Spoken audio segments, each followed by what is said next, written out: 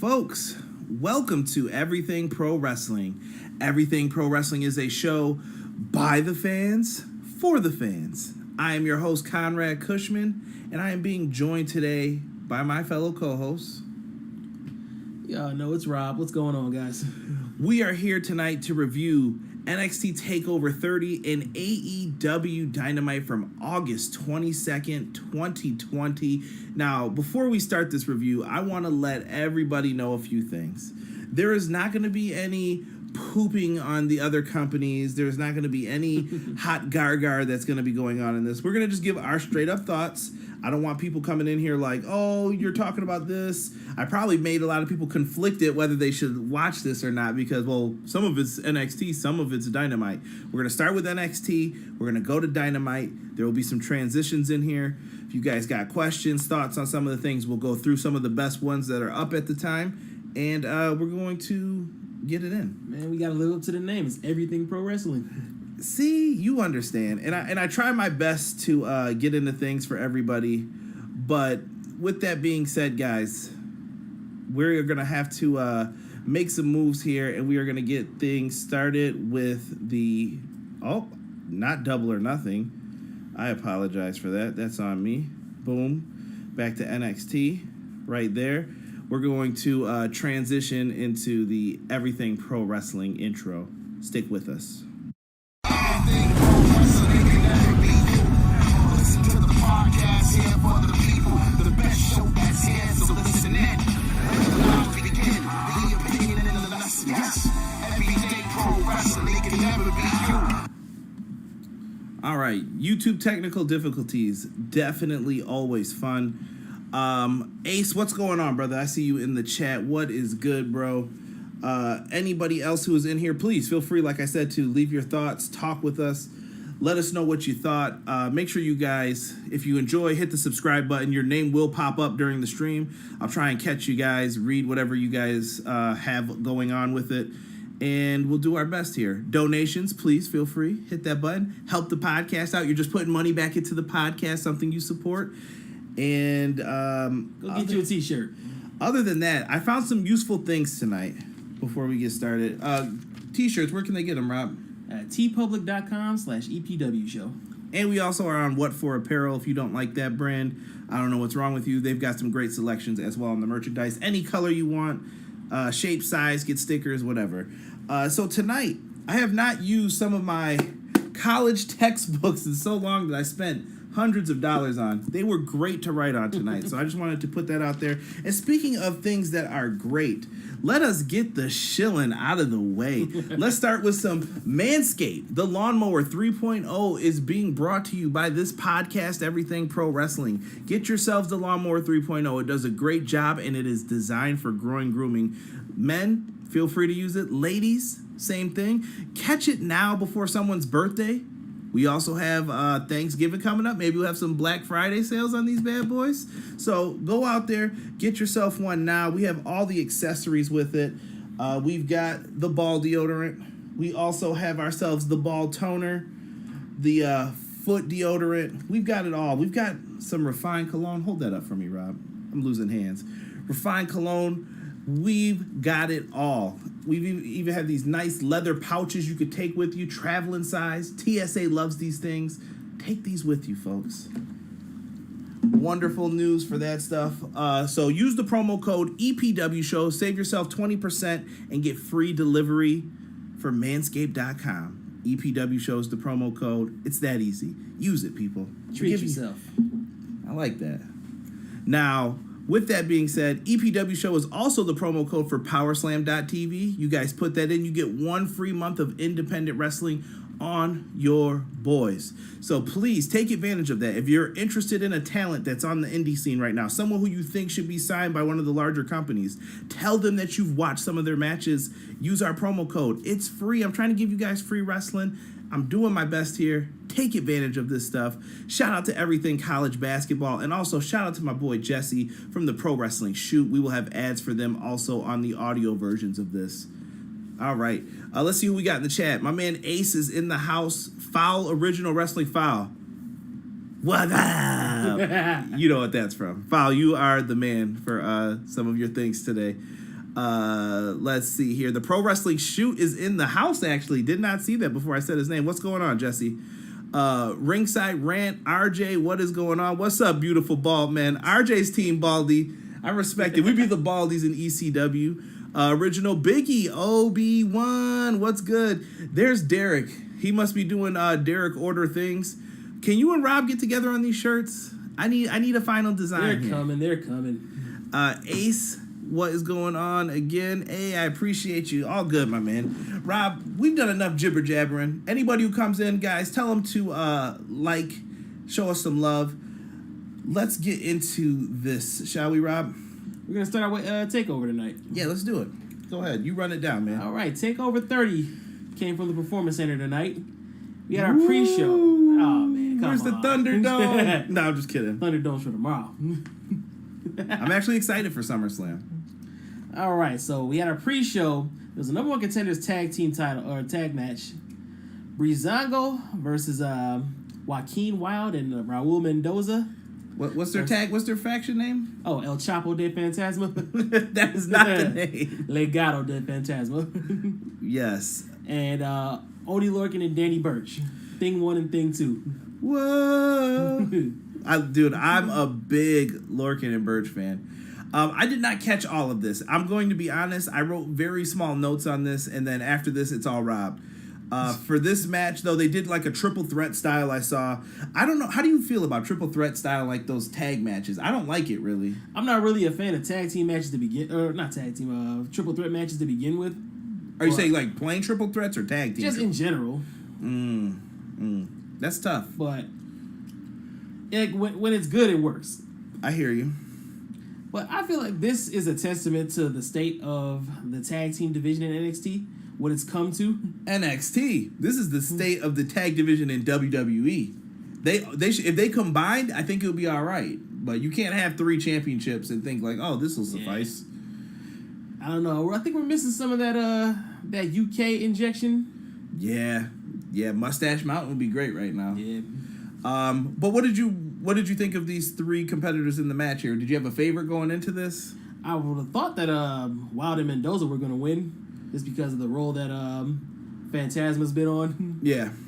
I'm not going to say their whole name.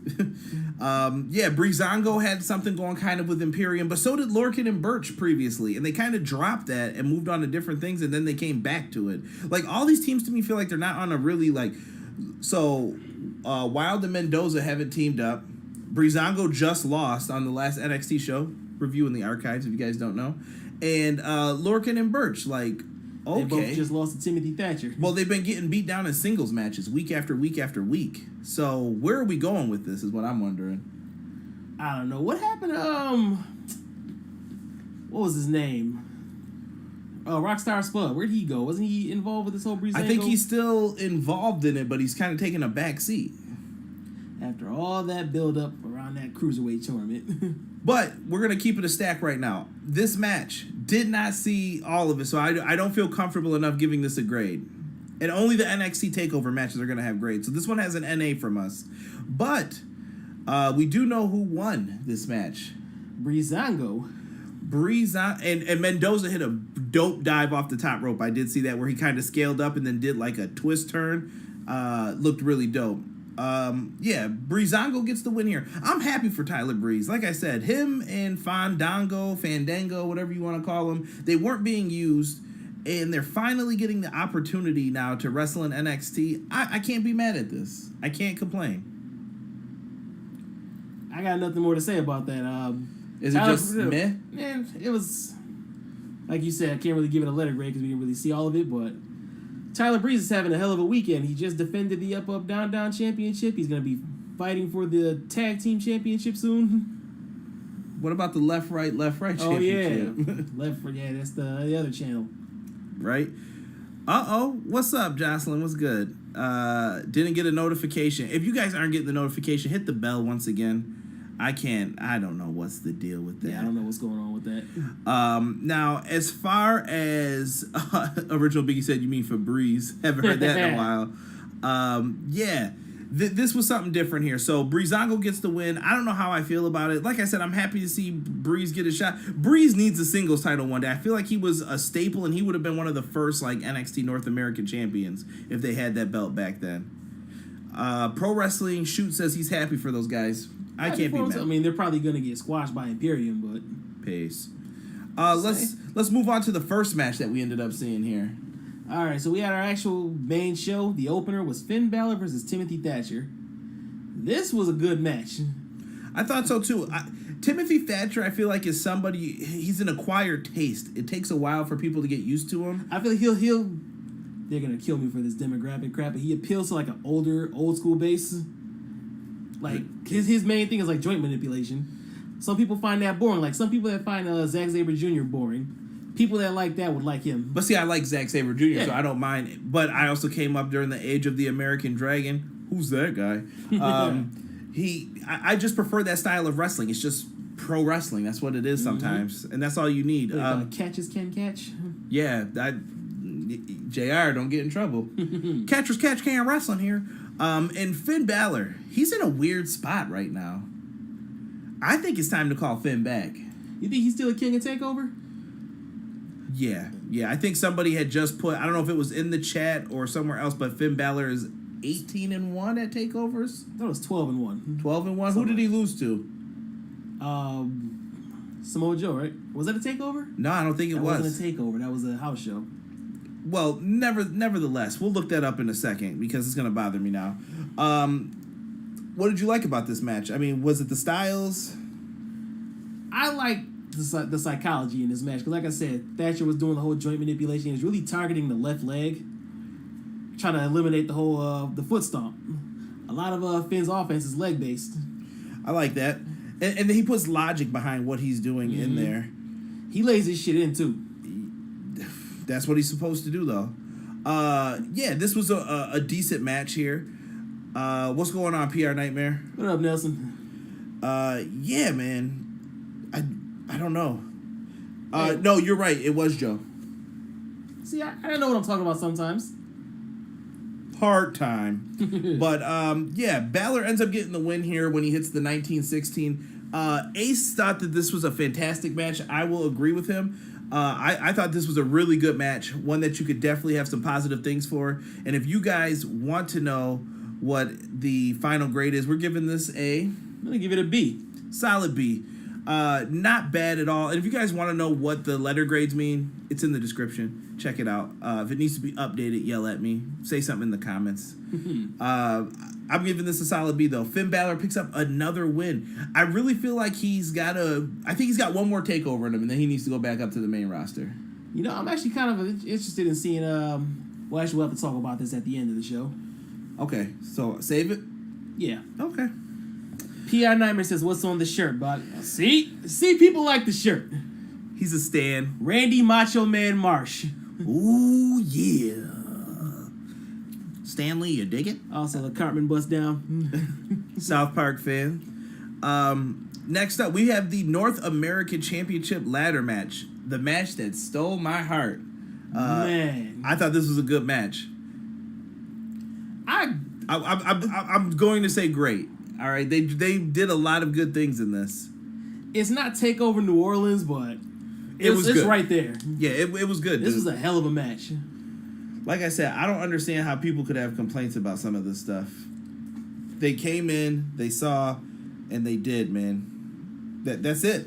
That's all I can say. See, I took bullet point notes for this match because there's too much to even get into.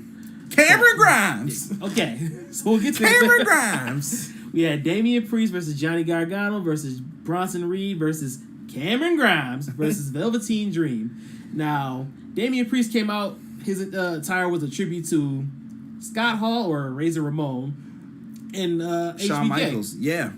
He came out with like the old Shawn Michaels jacket from like '94 with the chains all across him and stuff. It fit his character, I thought. I didn't really get what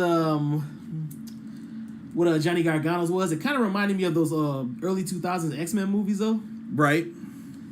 Bronson Reed came out with the Bam Bam Bigelow attire. That was my favorite of the night. Yo, Bronson Reed held it down. Big man can move. I think it was just a perfect tribute for him. Cameron Grimes was just Cameron Grimes. Cameron Grimes. And Velveteen Dream had the what do they call it? The chainmail headdress. Yeah, he came out looking like Big Papa Pump. I mean, he did have a 33 1/3 chance of winning this match. And that went down as soon as they saw his social media. Badooch. All right, I shouldn't make light of this, but we're not going to talk about that. Just sweep it under the rug like old H. Yeah, so we're going to get into the main parts of this match. The one spot that did stick out to me, Cameron Grimes, they had two ladders set up by Damian Priest and Velveteen Dream. Cameron Grimes decides he's going to climb up both. They get down and they pull it apart. He does like this full 90-degree angle split. Dude, or not 90-degree, 180-degree. Yeah, dude, it was really cool how they had him do the split. Like, it was Rob Van Dam style. Like, if you remember Rob Van Dam having the 2 chairs set up, he definitely just did the split like that. I said, man, I'm not that flexible, so that was painful to even watch. You're right. Candice LeRae makes her way out to the ring, and for some reason, do people just hate Cameron Grimes? Cameron Grimes! She started whooping his ass. Dude, it's the way... I don't understand the infatuation with... Cameron Grimes is a great wrestler, but there's just something... They love this dude for some reason. I'm a fan. I like him too, but do you like him enough to where you would, like, tease this much? And I'm going into this, I thought he was winning. Me too. I picked him. I definitely said he was my favorite to win on the takeover, or the takeover preview, excuse me. So she hits the Hurricane Rana on Cameron Grimes, and she makes her way over to Bronson Reed, trying to attack him. What is little Candice LeRae gonna do to Bronson Reed? She's kind of like Alexa slapping Braun Strowman. Well, she tried to attack him on that ladder. Yeah, oh man, this splash was crazy. You know what it reminded me of? A moment that doesn't get talked about enough, damn it. Why do we never talk about Rikishi doing the splash off the steel cage on the Val Venus for the Intercontinental title? Damn it, show some respect to Rikishi. He took big bumps for that company. Yeah, he did. A guy his size, too, that couldn't have been good on his knees, his spine. Craziness. Respect these performers, is all I'm saying. Yeah, big man can fly. All right, so my fellow thick boy makes his way up with Candice LeRae on his back, and he comes crashing down, and it hurts inside on Johnny Gargano. Squash this man. While he's doing Hulk Hogan lyrics, let me give a quick shout out to Terminal State that's in the chat. Broken, I see you as well. And Malik, I see you in here as well. Another spot that stood out to me, Damian Priest. He hit that classic Shelton Benjamin spot where he runs up the ladder when it's like leaning on the ropes. 2K, take notes, baby. I know, man. You say big men can fly. Big facts. And Johnny Gargano, Cameron Grimes. That spot off the top of the ladder. I don't know if he missed the ladder or what. I don't know how. They just came down so fast. It was wild, man. It was great. What about Dream? Velveteen Dream, like, we know he can get his shit in. Man, he flew. First off, how did the camera team miss him going through that? It looked like he missed where he was supposed to land. I don't know. Hopefully they had backup there for him. Let me see here. Obi-Wan said they don't talk about Rikishi because he didn't even win the match, even though he should have. You're right. Another one of the great injustices back in the day. Man, show that damn highlight. You show enough Jeff Hardy highlights when he loses. No, you know what one they always do show, though? When he fell off of the cell of Armageddon into the back of the truck. They always show that one. Great spot. So, in the end, we have Johnny Gargano, Damian Priest is the last man standing. They're on the top of the ladder. Johnny grabs the belt. Priest grabs the belt. Johnny unhooks it. So I'm thinking, oh, crap, we got to get another Johnny Gargano run. Johnny failure. Johnny. I love Johnny Gargano. I just hate his face. I think Johnny Gargano and Candice should be baby faces. I can boo Johnny all day. Malik says Johnny Gargano and Candice are like Edge and Lita in NXT. Nah. They're not that hated, trust. I hated Edge back then. But what happens, Rob? They're tugging at the belt. I just thought of something I shouldn't even say, but I'm gonna. Candice LeRae got to sleep with Tommaso Ciampa for that to work. All thoughts expressed by Rob are his. I do not condone any of this. But whatever. Damian Priest knocks Johnny Gargano down and snatches the belt from him. Damian Priest takes his rightful place. I'm not even mad, man. He was my backup pick. We both had him for backup picks. I know you can't have those, but we were like, yeah, if it's not our guy, it's got to be Priest. Like I said, I had Cameron Grimes winning this going in. Priest was a backup pick, but I also wanted Bronson Reed to win this. It's too early for him, but I would have liked the shock. I think there's a greater story you could tell with Bronson Reed going forward. What happens to Velveteen and Gargano, though? Like, the veterans. You know what I mean? Like, I think Grimes and Bronson will get their time eventually, so I'm not worried about them. But what happens with Gargano and Velveteen? Like, I feel like they're main event players, but when they don't have anything to do, they just, go over here. Well, I think with Gargano, I think he's going to continue chasing after that title. I can see him and Candice targeting... Priest? Yeah. Especially after they had the failure going against Keith Lee and Mia Yim. Right? That makes sense. They're going to keep pairing them off maybe with couples and connections and everything. I like that. Priest has a harem of women, so he can just pick and choose. Did you just say harem on this podcast? I did. Children, do not go to Webster's for that definition. Let's move on to the next match here. Wait, we gave that match an A-. Oh, yeah, A-. I'm sorry. It was approaching greatness. It didn't get that A+ like New Orleans. It was almost there, man. It was. I think if Cameron Grimes would have won, it would have got that A+. Cameron Grimes! You're done with that for the rest of this review. Let's talk Adam Cole versus Pat McAfee. Hashtag Bills Mafia #1. Just to make people in the chat mad. I can see the comments coming now.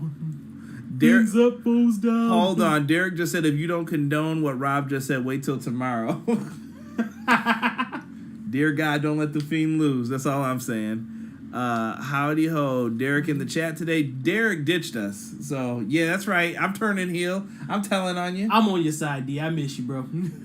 Yeah. We'll see you tomorrow. Bring them graphics when I tell you. So, Adam Cole versus Pat McAfee. This match is what I'd like to call... I thought Pat McAfee was going to come in here and surprise us, like do some moves, like, oh, this dude could do a drop kick, he could do a hip toss, he can make some things happen. Bro, this match. Now, before we get any further with this, how would you compare this to other guest stars actually wrestling?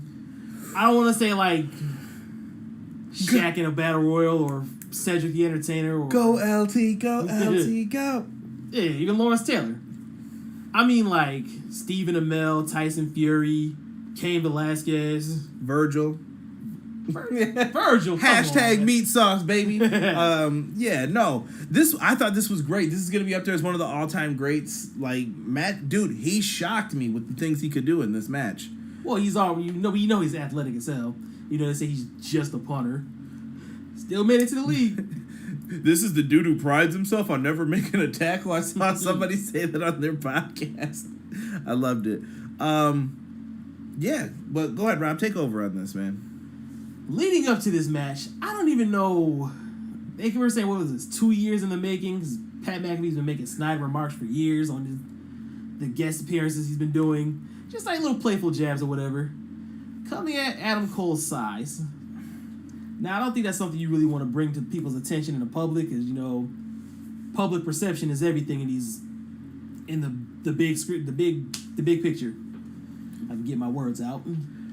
Yeah, they really tried to build this up. I never noticed the build up, honestly. It was just like sly little remarks in it. Pat McAfee is like a host or an announcer. So what he says kind of goes in one ear out the other sometimes for me. And now they had the whole thing on Pat's show where Adam Cole snapped, attacked the cameraman, pushed Pat McAfee, whatever.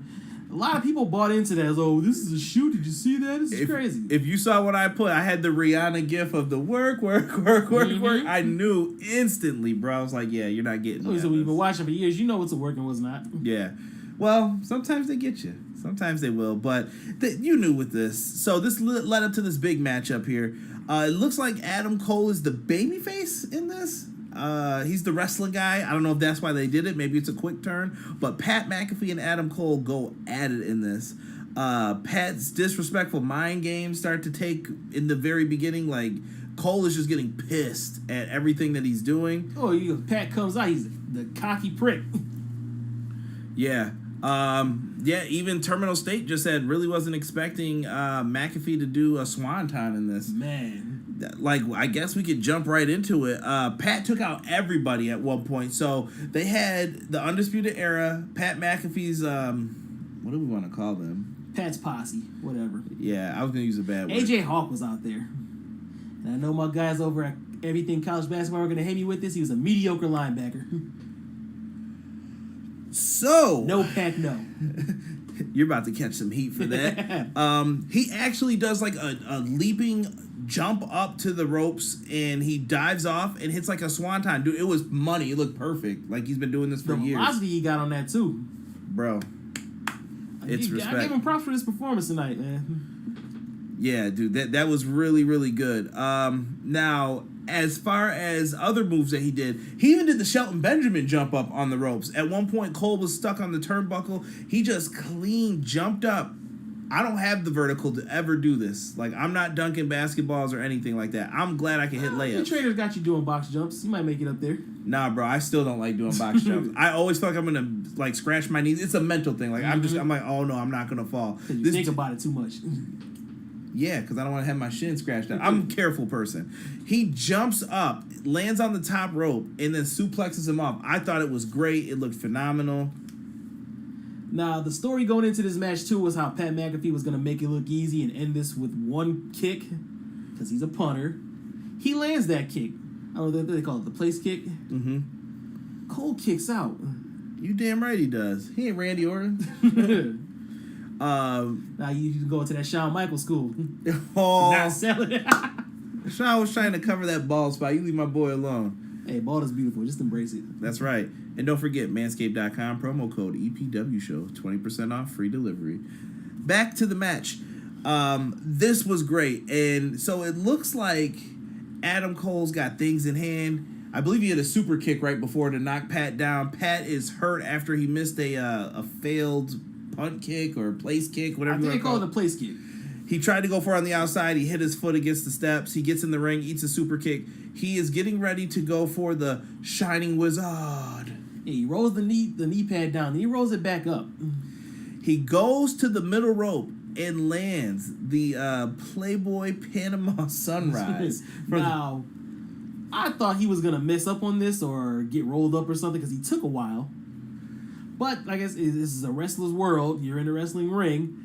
And that's something I think they should have focused on too. Like, I think because they let McAfee get a lot of the burns in, a lot of the digs in. Cole could have just had one line, just like the Super Bowl ring. This is a ring you just can't grasp. Something like that. I don't know. Right. What's up, Connor? They called it a touchback. I think it's the wrong term. Well, yeah, when a punt goes into the end zone, but Hubbard, what is up, Sean? What's good, brother? Shout out to Hubbard Wrestling Weekly as well, who was in the chat. Show my boy Sean some love, guys. Pro Wrestling Shoe said he thought this was going to be a squash match. I'm glad it wasn't, though. No, this was entertaining, man. Yeah, this is good. Do you want to see Pat McAfee in the ring again? Yes. Facts. I respect it. As long as he's dedicated to it and committed. B+ for this match. Excellent match. It almost touched that A territory. I thought they had a little bit of shenanigans in there that didn't hurt the match, but it didn't help it either.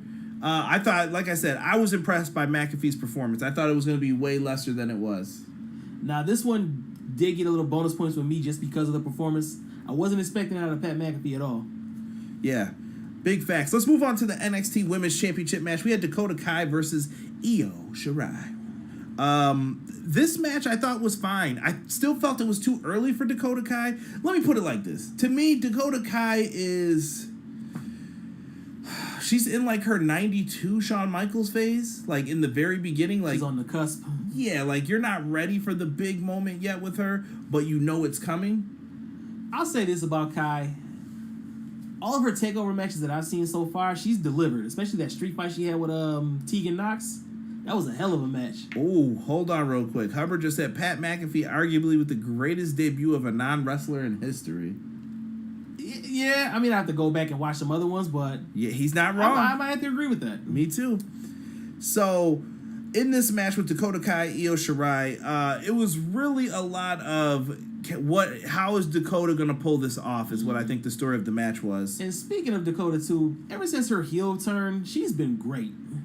Absolutely. Like, the look is perfect. Mm-hmm. She part of my language, she looks like a bitch. Yeah, and she's got the heavy with her. It's the Shawn Michaels Diesel, baby. Mm-hmm. I love it. Raquel is the Diesel, that big boot that she had on NXT this past week.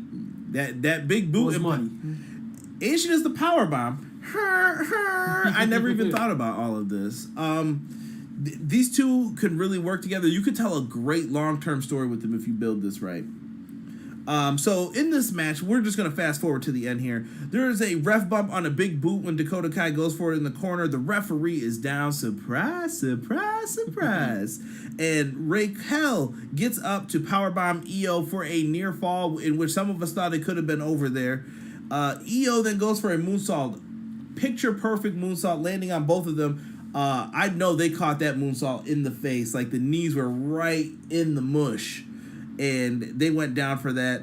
And during all of this, we finally get to the moonsault that happens in the ring. Like Dakota's down, she gets brought back in, and she eats a moonsault from the top from Io Shirai for the 1, 2, 3. It was money. The genius of the sky gets the 1, 2, 3. Yeah, and then after the match, we had some fallout. After Io Shirai celebrating, Raquel couldn't take the loss for her client or her ward. She gets in there, she attacks Io, beating her down. Who makes the save? My brutality. Great. I'm sorry, Rhea Ripley. And she finally did the run-in right, too. She didn't stop to do her pose, stomp on the stage. She ran down to the ring, or walked down to the ring. Derek will be saddened that she didn't do the stomp. But, yeah, she comes out. She clears house. Rhea Ripley, like, if you go back and look at the Mae Young Classic and everything, like, these women, their looks have all gotten better. I noticed from all four of them. Like, you just look better. The characters feel better. So much from where they came from when they first came out in the Mae Young Classics and everything else. I thought this was great. And I think this is leading to a big tag match with possibly Io and Rhea Ripley taking on Dakota Kai and Raquel Gonzalez. Now, oh, go ahead. I know Rhea Ripley's still entangled or whatever with the Robert Stone brand, Mercedes Martinez, and Aaliyah. So I could see them getting involved too. Maybe be a triple threat tag match. Or a buffer to this tag match. These are going to be some main events coming up for you on your NXT weekly programming. Derek's definitely upset about that. Yeah, so this is going to be interesting. And I do like that when Io was celebrating in the ring in the background, you could see Rhea Ripley having her eye still on the prize. Great she visual. Wants to be the NXT Women's Champion. Well done. Great. She had a stone cold look on her face too. I liked it. What? He gave that match a B overall. Rob, let's move to the final match of the night here before we get into Dynamite, before we switch things over. Now, before we get into this match, what happened to Swerve versus El Chapo? Apparently that didn't matter. It's like Santos Escobar. Yeah, apparently that didn't matter. So I'm going to say the same thing they did. Screw it. Not talking We'll probably about get it on Wednesday. I assume so. We have some news before we get back to this. We have two things coming back. First, NXT UK will be returning September 17th. So if you guys are NXT UK fans, mark it down on your calendar. I'm kind of excited to see what the new look of the show is going to be after all of the unfolding of the hashtag Speak Out movement. Like, I think that this is going to be very interesting going forward, what they do with NXT UK. And I wonder, is it going to be back in an arena? Is it actually going to be in the UK? Like, there's a lot of questions with that. I don't know what their pandemic regulations are over there right now, or what stage they're in, or what phase, but I think they can still work that same hall they've been working. Hubbard Wrestler said, think about it. Dakota will end up being HBK not in 92, but instead 95. Why? Raquel is Big Mama Cool, a.k.a. the Bodyguard, will win the title. Sean, you may want to copyright that. I like that. You're the first person. Mama Cool. Big Mama Cool. Tweet that at her and just say, you're welcome. As far as the 92, I'm just saying that that's where Dakota is right now. She's in that, like, 92 Shawn Michaels status to where you're like, you should be champ, and I know what's going to happen eventually, but we'll have to do that. Terminal State says he's excited, can't wait, love NXT UK. Now, if you love that, we have a return happening on Wednesday. Tommaso Ciampa will be back. We've been wondering where he was. We literally, right before this, were like, where's Tommaso Ciampa? And they just heard the beep, beep. And I was like, perfect. That's exactly what we needed to hear. Nah, I thought he was with Retribution. Thank God they didn't show up tonight. They know better than coming to the black and yellow brand. Boo! But let's talk about the main event, Rob. This is your match. This is your boy Keith Lee's like #1 fan right here. I love Keith Lee too. That's my guy. NXT Championship. Bask in his glory. Keith Lee taking on Karrion Kross with, is she just Scarlett? Yep. Okay. No, she's Scarlett Bordeaux. She can use the last name. It's with Scarlett Bordeaux. What'd you think of this match, Rob? I'm disappointed, man. I didn't get the outcome I wanted. Don't let him do this. Well, obviously everybody here knows Keith Lee lost the title. Ooh, Pro Wrestling Shoot comes in and says, before you get to the main event, I gotta say it, worst takeover main event in history. I gotta go through and see now. I won't say worst world title match. That may go to Lars Sullivan and Alice already clearly missed the kick. I hate that match at the end. That was such a great card until Lars messed that up. Yeah, but what do you think, man? Oh, Pro Wrestler Shoe said he is mad too. The championship. I'm with you, man. Rob, let's just get into the main event, man. We don't have to dwell on this and bore people with the minor details. So you got to remember, Keith Lee came into this with the eye injury and the mental. He touched that WrestleMania 17 DVD. Woo! Yeah.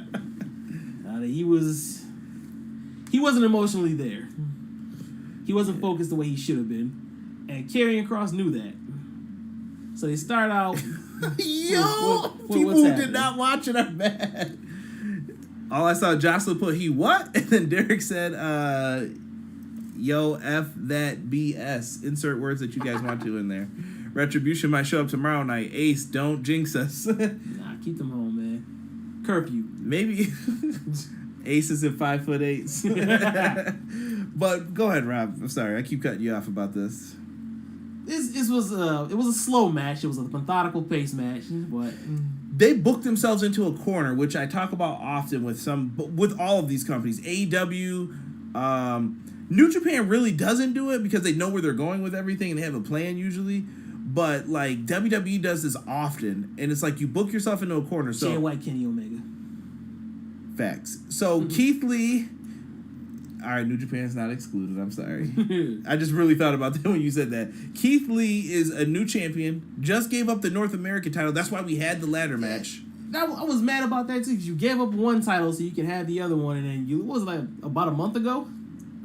Yeah, that's damn. Yeah, Great American. Technically, he had 2 defenses. This is the second one. He defended the first one against Dijakovic in the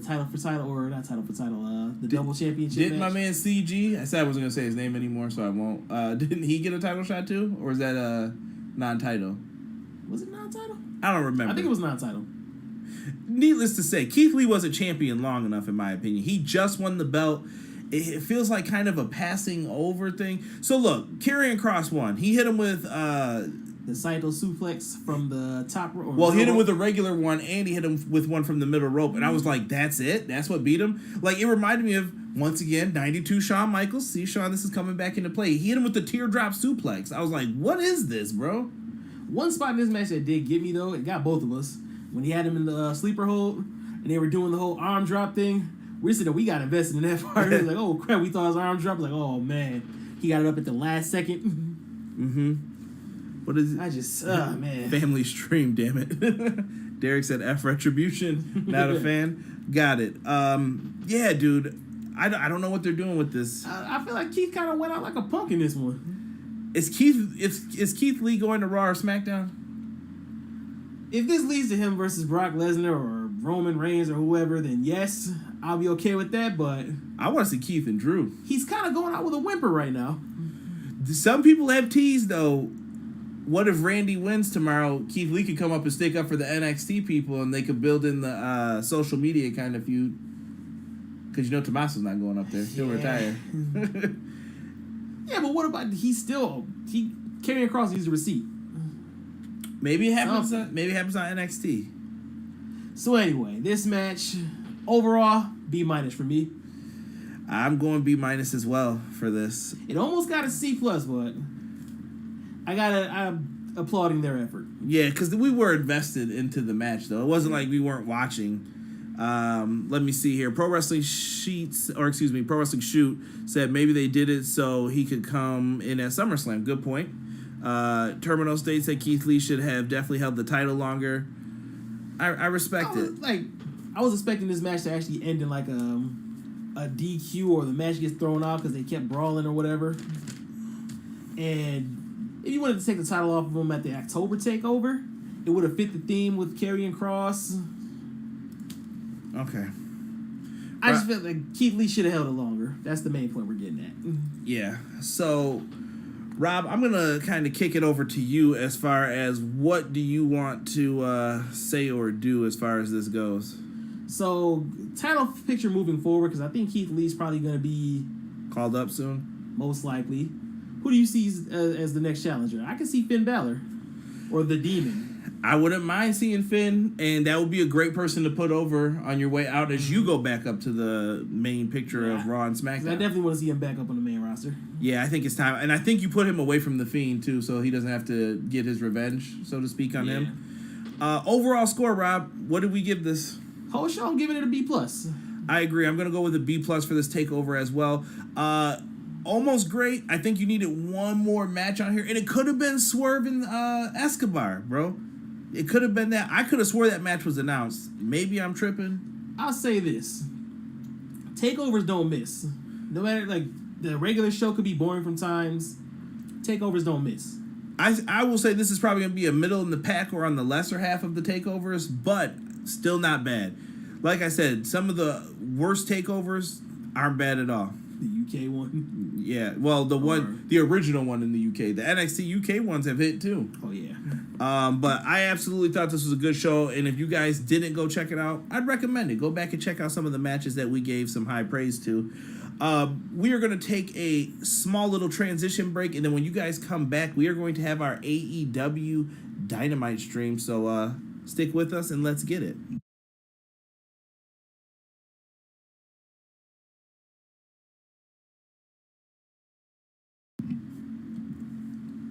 All right. What do you know? It's Dynamite time. I kind of wish I had like the music going right there. That would have been perfect. Boom. What is going on, Damien? Ciampa is going to face Kross. He says Nighthawk's in the house. I thought Keith Lee should have retained. Both would have still looked strong with how the match went. Now I think Keith Lee is going to move to SmackDown or Raw. All right. And PR is rejoicing that we're talking about AEW, it looks like. This is the one I took notes on. So we have the AEW Dynamite show. This was supposed to be Derek's job. Give him hell in the chat, please, for me. Dynamite. We had tonight. We had FTR with their new manager, it looks like, Tully Blanchard versus Private Party. Wow, this was definitely an interesting piece right here. Tully, let me just say this first. Tully Blanchard came out rocking the Bobby the Brain Heenan jacket. The old school jacket with it said Tully in the corner and all that. I liked that. I thought it was a nice little touch. I just wish he was wearing a bow tie. No, dude, his shirt was rising up really weird. Like, I don't know. I was like, you got to do something about that, Tully. You got to get him some gear that fits. He's so skinny now. FTR in this match. This was a classic old school match. Private Party was forced to work like an 80s style like tag team match. Like they were the Rock and Roll Express of this, like double drop kick, boys, double drop kick again. Like that's exactly what they were doing in this, and I thought it was a great match. One of my favorite beginning spots in this match. So FTR, one of them go out to the floor, the other guy's holding the tag rope, and they make a tag. Everyone who's watched wrestling long enough, who's in this chat, knows that's not a tag. That's stupid. They used it as a way to distract. Like, what do you mean that's not a tag? I'm holding the rope, ref. What? The referee's trying to explain the rules, and then right during that, a thumb to the eye occurs, and then the tag is made for a double team. Bravo. Psychology, folks. Put it in. And then during all this, we saw a nice spine buster from Cash Wheeler. Hits the AA style spine buster. I love it. I love the little brain buster tributes and stuff. You just pay attention to what they're doing in these matches. It works.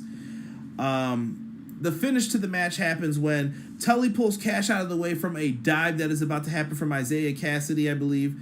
Or no, excuse me. Who's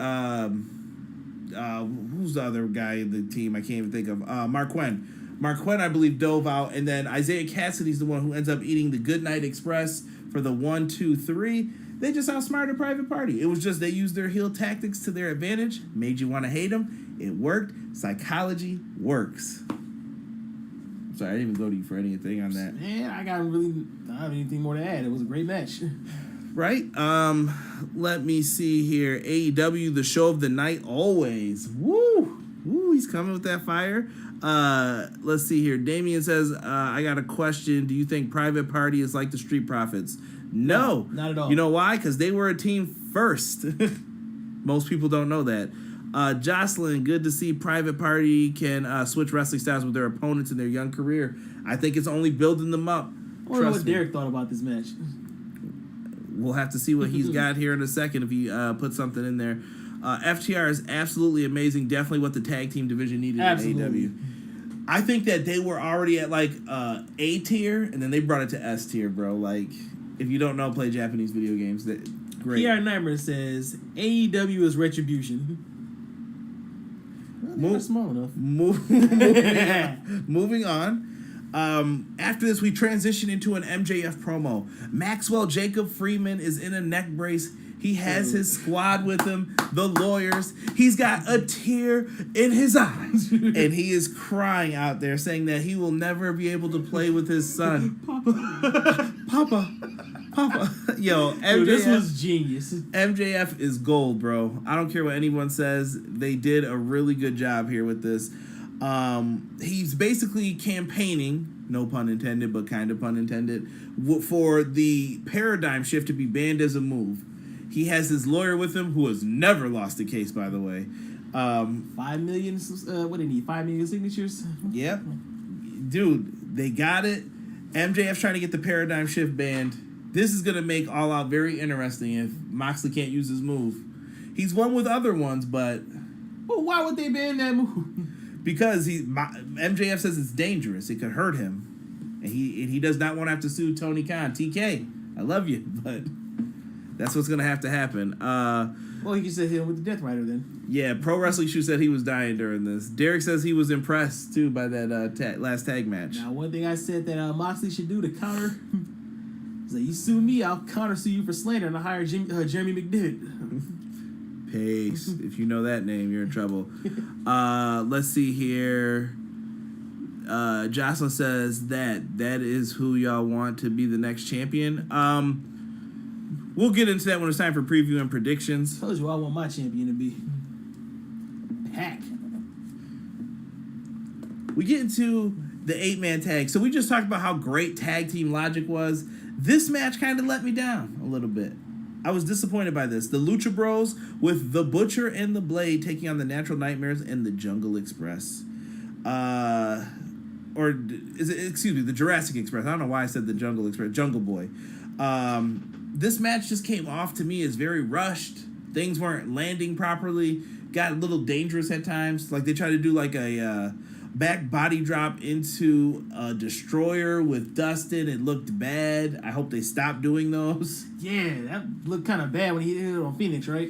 Yeah. I think I'm just thinking about Johnny Gargano's neck, man. Like, I don't want any of those problems. Like, you just can't do that stuff. I don't know. It just seems like, I love the Lucha Bros too, but it seems like they just disregard the rules purposely. So you know what a test I want to do? I've been saying this for weeks, and we probably should. I want to go back and watch like Ring of Honor and Impact matches, tag team matches. I want to see if the tag rules are being broken in those too, just like constantly throughout. Yeah. Because I feel like we harp on it more with AEW, and I don't know why. Versus because it's brought up more. Touche. But in the end for this one, the Butcher and Blade start beefing with the Lucha Bros. So Phoenix is taken out. So Blade's like, pick up, I can't remember if it was QT or Jungle Boy or somebody. He said, pick him up and I'll do the stomp. Jungle Boy. He was like, I'll do the stomp for you. And then he's like, what are you doing? No, you're not doing the stomp. Get out of here. They start fighting. They shove each other. And it ends up Blade gets shoved into Jungle Boy. Distraction roll up 1, 2, 3. Like, what was that? They see enough of those on Mondays and Fridays. They rarely do it here, so pass on the finish. But like, dude, what? I don't know. I didn't like how this played out. This match, it was kind of disappointing to me. I think they were just trying to get to the after promo segment, which I'll let you take over. Eddie Kingston makes his way out after they're in each other's faces. Who was it? Butcher and Blade, Lucha Bros. They're about to go at it. Eddie Kingston makes his way. I was like, no, we're not doing that here. What's going on? You should be a champion. You should be a champion. What's going on? Get your hands in the game. Let's do this together. I don't know if we got a new faction or what's happening because Eddie Kingston kind of winked at the camera at the end. Yeah, I don't know what that meant, but something's up here. And how can you, like, manage two teams? It's weird. I don't know what they're going to do with this. Also, what's up with the Death Triangle? And as Ace just said, we need to see Pac back in AEW. This pandemic has been crushing a lot of things. I want Pac to come back and take that belt. So we'll have to wait and see what happens with Eddie Kingston. I thought he cut a great promo though. This dude needs to be in like that manager type role, but he wrestles as well. And he's one of the best talkers in the biz right now too. I think he could be on the same level as, dare I say, MVP. I know some people are gonna be like, "Oh, you tripping, bro?" I don't think I'm tripping. I think they are both great talkers and they can actually elevate people's games. Next up, we have the Doctor, Britt Baker, DMD. She drills grills. With her Rebel Reba. I don't know what we're calling her. She's this week. Reba now. She responds to it. Okay, so Dr. Britt Baker and Reba, as they get trying to, how do I want to put this? Add somebody new to their match. So they're talking to Kip Sabian and the lovely Penelope Ford, and they're trying to tell Penelope, hey, I can pick the match at All Out, and I'll give you free dental care for a year. And Reba will do your makeup for a year. Penelope's all about it, it sounds like. Kip seems like, because he knows makeup is 10% of your grocery bill if you guys did not know that. All right? I know that I'm going to get hell for my comments later, especially from the wife, but I don't care. And she's at work. Stop buying that. So we see this set up. She agrees to it. So the match with Big Swole is going to be a handicap match. Britt Baker. Now, is it 3-on-1 or 2-on-1? I think it's just going to be Britt Baker and Penelope Ford. If it's 3-on-1, that's bad. Like, we don't need that. I hope not, because Reba got beat down by Swole already. Yeah. So I thought it was going to be at All Out, but apparently it's on Dynamite next week. So scratch that from my notes. Anything you want to add to that? Yeah, Britt Baker's just great.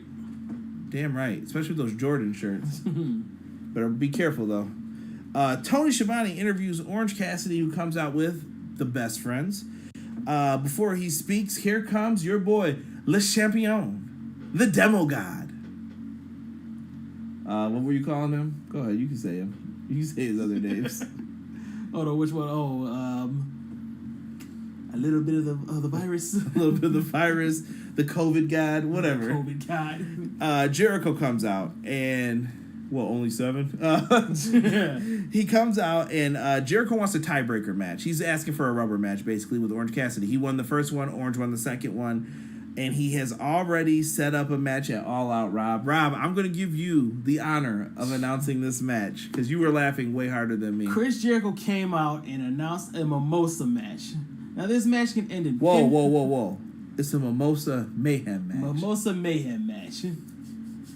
Now, this match can end by pinfall, submission, or if somebody is thrown into a vat at ringside filled with bubbly and orange juice. I'm hoping that orange juice is freshly squeezed. Hashtag brunch. Yeah, this is going to be interesting. So Jericho was trying to kind of be respectful, too, in all of this. Like, yeah, you beat me. I respect it, blah, blah, blah. But I'm embarrassed. And then here comes the rest of the inner circle. He says, guys, give him a toast. They all have a little bit of the bubbly in their hands. They give Orange a toast, and then... Get him, boys. Yeah, you should have knew when Hager was pouring one out for the homies on the one side. They basically get in the ring, and they beat up the Best Friends in Orange. The beatdown is really bad, and Orange actually gets held upside down, bully style, like, grab him by the ankles, and they dump bubbly all across his face. I got nothing else to say about this. Some people said this match is too much. I don't know if he's referring to Brian the Orange. Christopher? Scott Taylor and Brian Christopher. Don't you ever bring that up on the show again. That they were too cool forever. Let me see here. Damien said, do you think Orange is going to face... we got something to talk about with you, Damien. Hold on. So, yeah, this happens. Beatdown. I'm okay with this match. I mean, I hope it's not too ha-ha comedy. You think? Yeah, it's going to pop a rating, I think. So, I don't know. We'll see what happens at All Out. I can just hear right now, if Jericho does lose that match, he gets thrown into there. You son of a bitch! Yeah.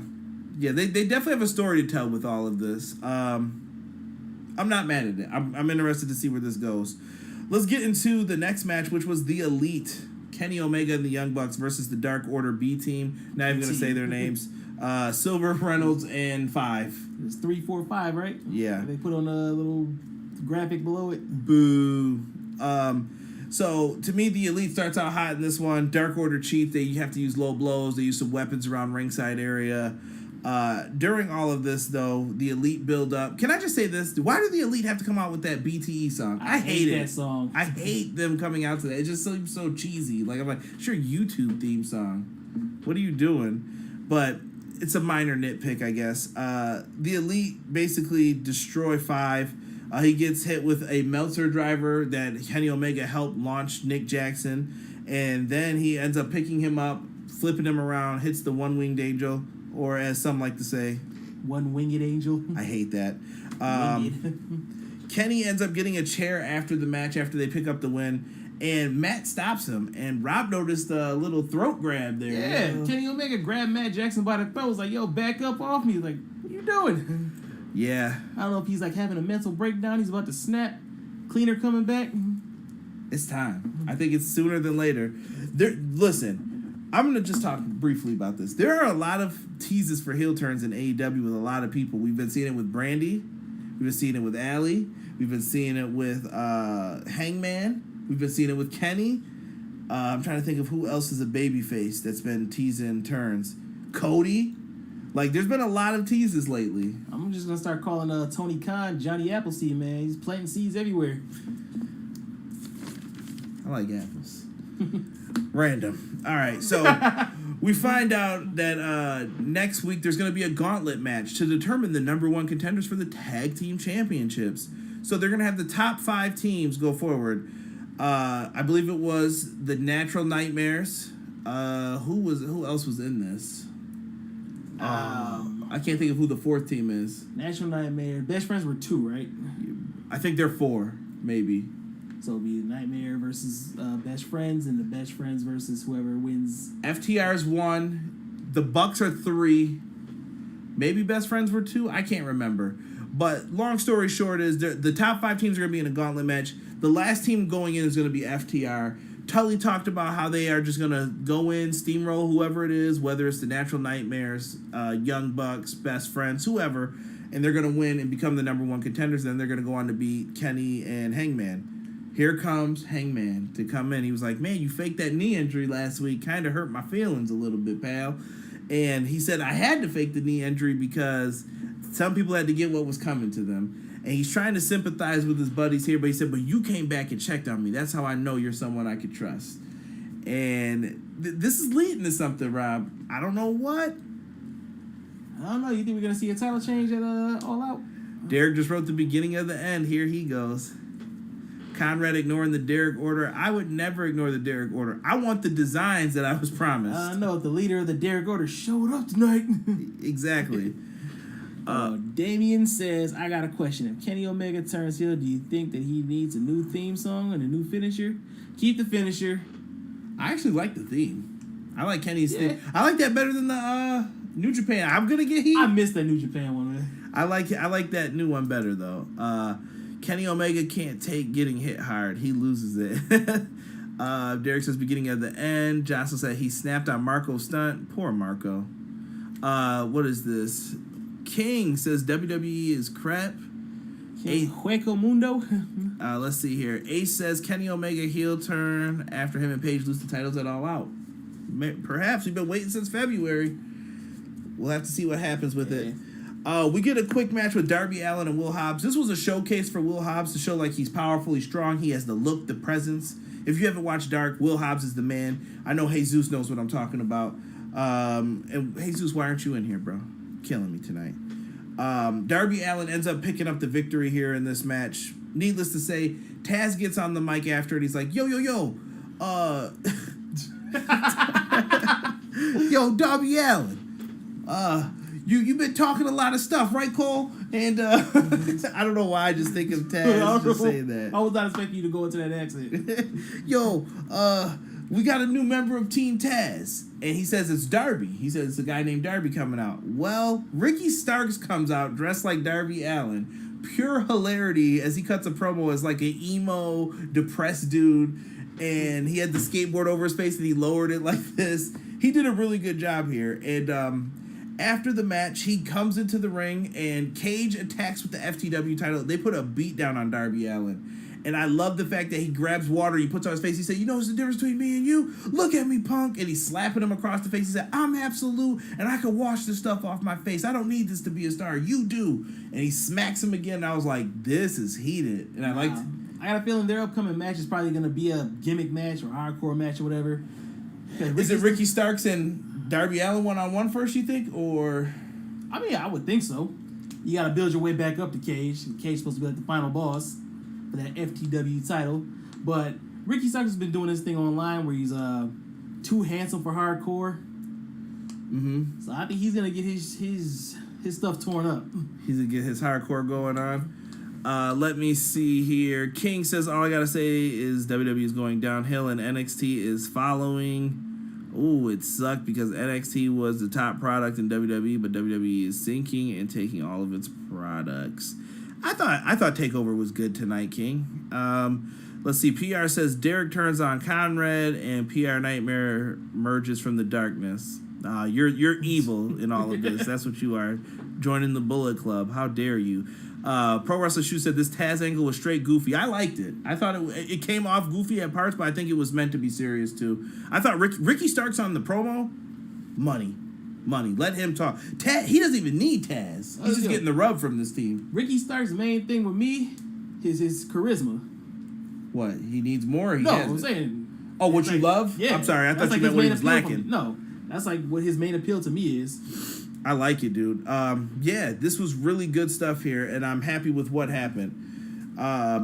Yeah, so we'll see what happens with Darby going into the next week. Sammy Guevara comes down, does his picture-in-picture. He's got his cue cards and everything.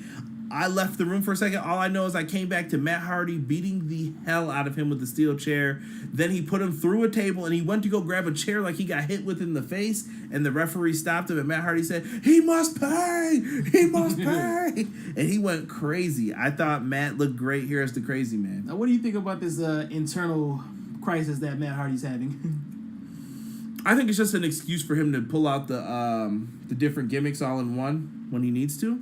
I don't know. What do you think? I still say we need more Big Money Matt. I just think that I hate Big Money Matt on BTE. I just think that team up with him in a private party would be great. Heel private party. Yeah. Mm-hmm. That would be good stuff. The referees end up stopping Matt Hardy, though. And I think tonight I also noticed during this part, Eddie Kingston. I saw a lot of jorts tonight.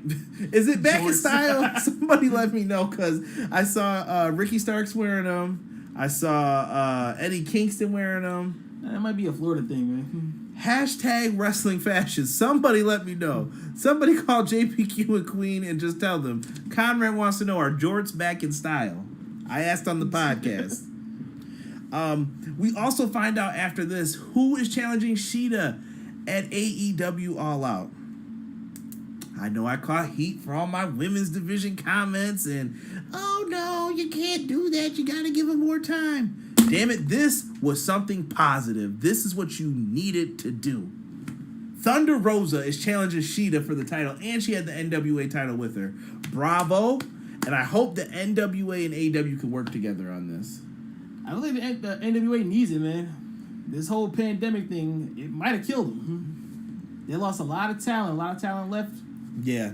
It's going to be really tough for them to bounce back, but I think with the assistance of AEW, they could possibly do something. Have their talent still feature. Nick Aldis, give him a 20-minute spot maybe on Dynamite to defend the NWA title against someone that Billy Corgan selects. I like it. I think they could do some good things here. Are you excited for the Thunder Rosa Shida? We Absolutely. really didn't talk too much. Anytime I get to see Shida wrestle an actual match, I'm happy. Mm-hmm. Have a minute and a half squash. Why are you guys putting Stelio up? This comes up. Stelio Cantos. This comes up every chat now. Yes, I'm so happy for this. And then, speaking of the women's division, we get to the Deadly Draw Finals. Vita joins the commentary team. Shaw Guerrero. Aiden English, you lucky SOB. Shaw Guerrero is a ring announcer. I really like Shaw's voice. I don't know what it is. There's just something about her. I loved her in Lucha Underground, too, as a ring announcer. Just, I don't know. I like her. We had the Nightmare Sisters, Brandy and Allie, versus Ivelisse and Diamante. Winner gets the Women's Tag Team Cup. I was impressed by this match. I thought it was slow and plotty at times, like slow to the point to where they didn't want to mess up, but there weren't a lot of big mistakes in this. It did look more choreographed than it should have looked, but yeah. Overall, I actually enjoyed it, and I think we got the right outcome as well. It was an improvement. Snapmare kick to the face by Ivelisse for the 1-2-3. Ivelisse and Diamante win. I think it was the right team to win. Definitely the right call. Do you sign both these ladies now? I mean, you probably have to. I assume that they're not signed, too, when I say that. I say you get our winners don't work for us. Hashtag winners win, man. I think that they're great, and I love the finish at the finals. They get presented with medals. They even bring them roses. They throw the roses down because... They pull out their flags. They pull out the flags, baby. That Latin pride. Yeah, I love it. I thought it was a great moment, and it showed them with the cup. This is really good. I think they should carry the cup around for at least a couple weeks. It's good to see Ivelisse in a prominent spot, too. She's very talented. I know she's had some issues backstage, and I guess she had attitude problems or whatever they say, but she's a talented girl. Seems like she always gets the rough end of the stick, so good for her. Right. Obi-Wan says she got that Latina heat from her father. Mm-hmm. She might have got it from her mama, too. She get it from her mama. Sorry. I'm a rap fan. I'm sorry. Shaw Guerrero, I was a fan of hers back when she was with the original Ascension back in NXT. Yo.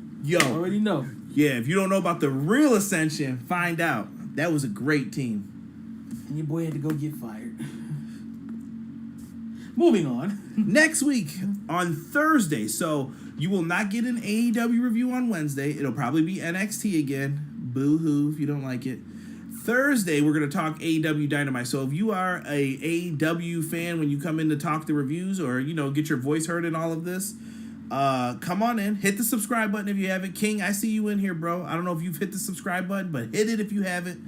And you guys can come on in. We'll be talking about the tag team gauntlet that we spoke about earlier. Jericho's going to be on commentary. Le Champion. That's going to be great. Tables match between Matt Hardy and Sammy Guevara for Derek, the Spanish God. We're also going to have MJF versus Moxley contract signing. Those are usually interesting, kind of, in AEW. We've got Big Swole versus Britt Baker and Penelope Ford handicap match. I ain't mad. Sounds like a decent lineup. And we get to the main event, Rob.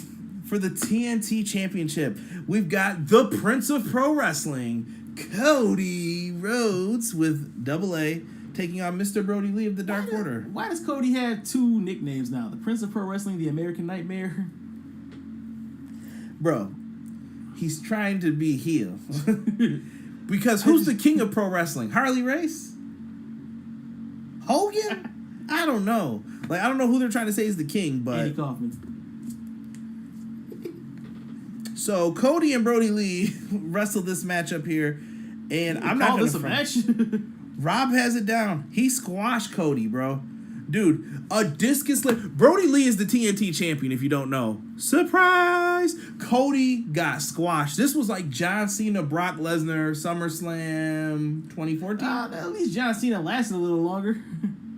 Did he, though? Yeah, he had to take 15 suplexes. Did he last longer? Brody Lee destroyed here. Yeah, it was shocking, dude. Yeah, Brody cuts the cocky promo afterwards, blaming Tony Schiavone.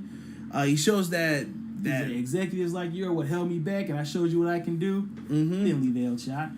I like it. Cody even did the stretcher job, bro. Like, he didn't move. They were like, all right. Yeah, his arm was frozen over him. Cody did a great job selling this, I thought. Really good here.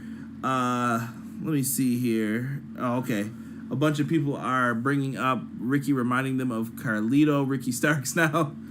Not mad at it. King said, Mr. Brody Lee, about time the Dark Order had a championship. They're taking over. The Dark Order needed this win. Listen, Bad. I was talking to Casey last week, man. Casey said the same thing. Like, Brody Lee doesn't win this. I don't know if I can take him serious anymore. It's there, bro. All right, now we got another post-match angle. Yeah, go ahead, take it over, man. All right, so they're wheeling Cody up on the stretcher. Iron Anderson's walking with him. The Dark Order's making their way to the back. Hop, hop, hop, hop, hop, hop, hop. Iron, I guess he's just a sore loser. He attacked one of the minions for no reason. Man, they were trying to walk up on him. They were going to the back. Iron swung first. Time out. So if you're an old man and you see the gang in town, hey, old man, what are you doing out So here? you're an old man and you just see a group of kids walking behind you. You gonna turn around and just punch one? But what if you know what they do? Nah, Iron was wrong. All right, Iron. So he got his ass whooped. Brody Lee. they beat down Iron, held him up. Brody Lee hits him with the kick to the stomach, lay him down. They take Cody's stretcher, flip him off of that. Dude, they chased like all of the people backstage. They beat up the paramedics. Paramedics got beat down. Hup, hup, hup, hup, hup. I just think of Rocco's life. Like, there were just beat downs everywhere. And then here comes the Nightmare Family. They're getting dragged out by like their bodies. Like Dustin, QT Marshall's doo-doo ass. Like, they're just beating up everybody, dude. Brandy makes her way out to shield Cody from any further punishment. Anna Jay comes out. Brody just gives her the nod, like, yo, it's time. Where was Cole Cabana? Where was Mr. Boom Boom? Where was Allie? She wasn't with her nightmare sister? Oh, she's probably pissed. Maybe she's licking her wounds. Coward. But Brandy ends up getting choked out. Bro, great This angle. is a great ending, man. Yeah, they did a good job in this. The Dark Order definitely needed this. Yeah, Pro Wrestling Shoe says he's super sad about Cody losing. Jocelyn said Iron snapping was funny. You know Iron got that old man trick. Didn't I say no cheese on my cheeseburger? Mr. Brody Lee dominated. Tully making them 4 horsemen in AEW. About time. We don't know. We don't know yet. You damn kids. Exactly. Let me see, Damian. Why did they do this for Cody? Is he going to face Darby at Revolution and win the TNT Championship? I don't think so. I don't know what the story with Cody is right now. I don't know if this was done to write him off. Maybe he's injured. I don't know what's going on with this. A said Brandy came out. Jocelyn says, I'm still in shock about what we were getting with Brody Lee. Needed that in him from the other company. Bro, all I know is I had 2 title changes happening like close to the same time. That was too much for me all at once. But I'm invested, bro. I'm in. Definitely looking forward to next week. Now, guys, if you don't know, we're going to be back tomorrow to talk SummerSlam. Yay! Well, just kidding. Thunderdome. You guys can definitely hit the subscribe button if you haven't. Hit the like button if you haven't as well. Subscribe to the channel. We'll be back talking SummerSlam tomorrow. Big show, big rundown. It'll be a little less chaotic than this was because we had 2 shows in one. But we did pretty good on time, I thought, for 2 shows. I think so. So make sure you guys keep it locked to everything pro wrestling. So SummerSlam on Sunday. Wednesday, probably an NXT review. And then Thursday, we're going to have an AEW Dynamite review. Still working on that special project. I know you guys think I'm lying. Robert has seen what it is without giving details away. But it's going to be a pretty cool like series video for you guys eventually. With that being said, thank you guys so much for joining us tonight. We are out for everything pro wrestling. Peace.